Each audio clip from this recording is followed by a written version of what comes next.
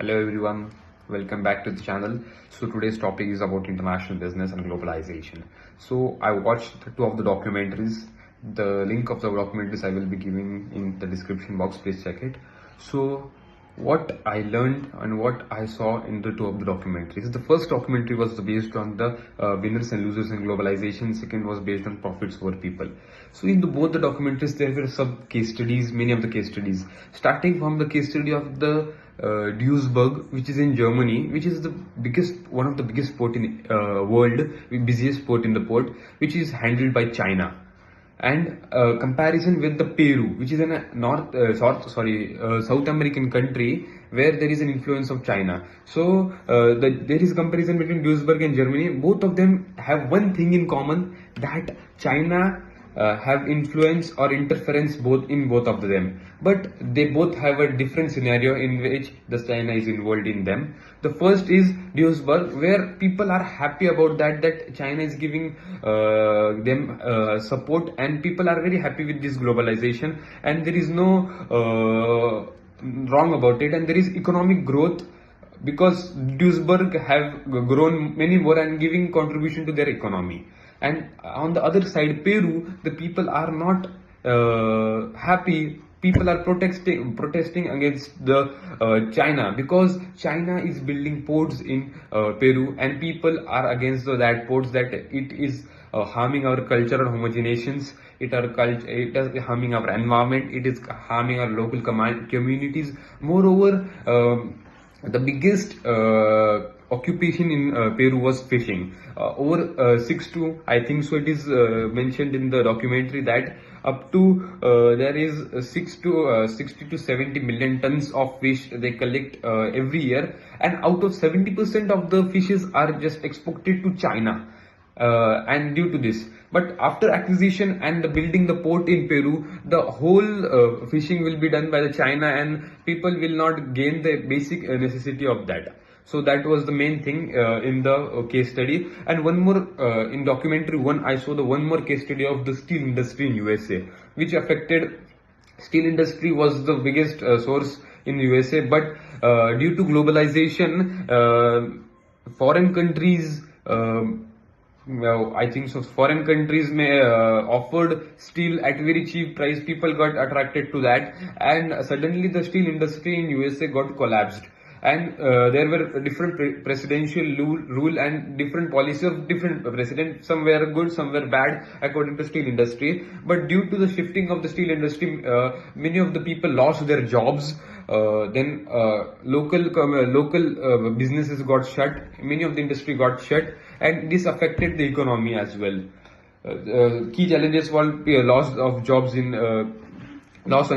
the USA. Then small businesses got shut. Then there is again the low economic growth there. This was about the industry slowdown in the USA. These were all three case studies. One is of Duisburg, Germany. Second, comparison with Peru, and in between there was a steel industry in USA. The second documentary was based on mainly two case studies, which was of Spain in Europe, and Senegal, which is North African country, which is almost connected to the Europe.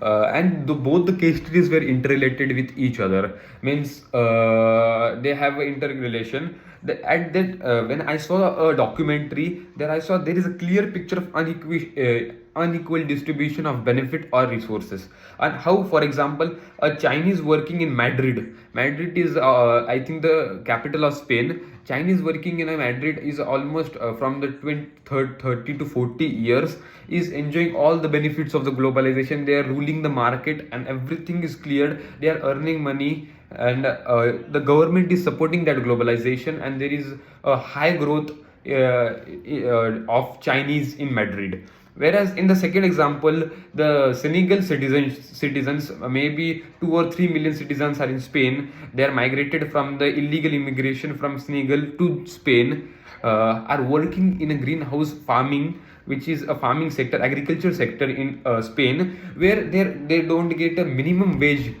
or a minimum wage, or at very low wage for their completing their necessity, food, shelter, and all these things. Because there is a clear picture of this unequal distribution. Agriculture is very low rate, lower than the minimum wage rate. Yeah.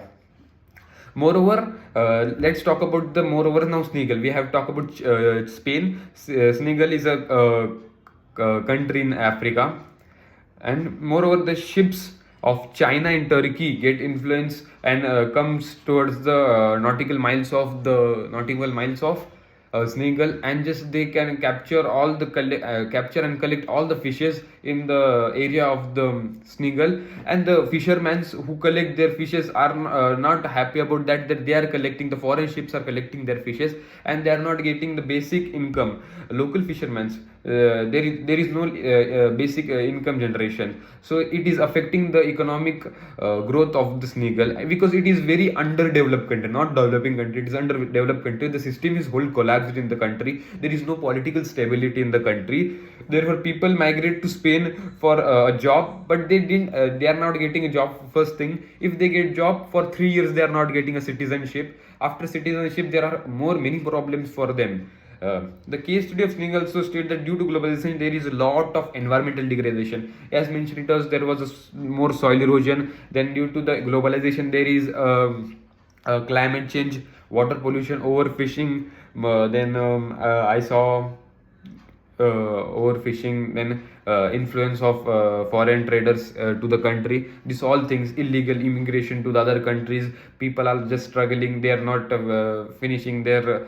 Moreover, more skilled laborers of Senegal are not getting jobs, but they are migrating to Spain, but still they are not getting the basic minimum wage or salaries. So these all are things which I saw in the video. So what are the key challenges in the I written down what are the key challenges that is faced by people due to globalization. First, I saw loss of jobs in existing country. If India, there is industry in India, and suddenly the MNC got attracted to the other policies or other government of other country like China, Japan. So directly India's MNC shifted to the China. Then the people here will get the jobless. The people will be jobless here, and there will be just loss of jobs in the country. So that is one problem. Second is we saw the example of Spain and Senegal. There is unequal distribution of resources and benefit. Like one is getting, China is getting more benefited due to globalization, whereas Senegal is not getting in Spain.